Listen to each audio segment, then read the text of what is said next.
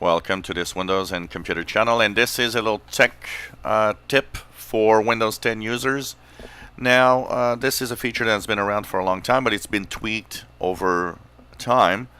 If you quickly need to actually have more space on your hard drive because you're a little compressed, of course, one of the ways to do it is to remove temporary files and all of that.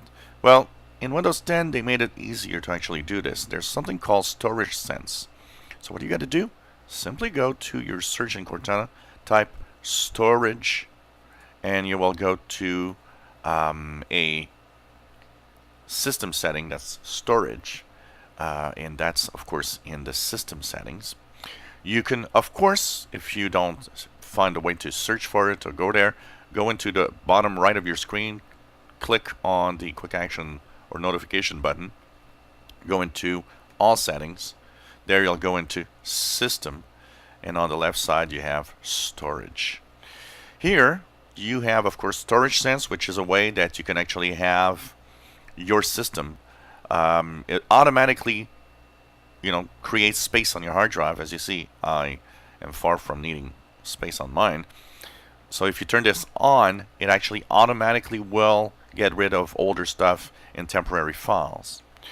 But you can, of course, click the Free Up Space Now. When you click here, you will have a scan of your hard drive. It's going to tell you all the things that are in here that could be removed.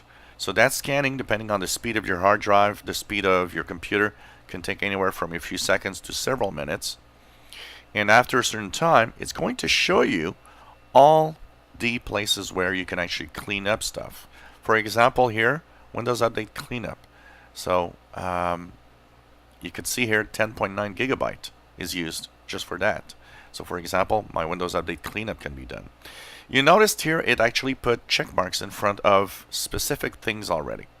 And that is what it deems to be okay to remove, honestly. So everything that is not used, everything that is probably not useful, it's already checking for you.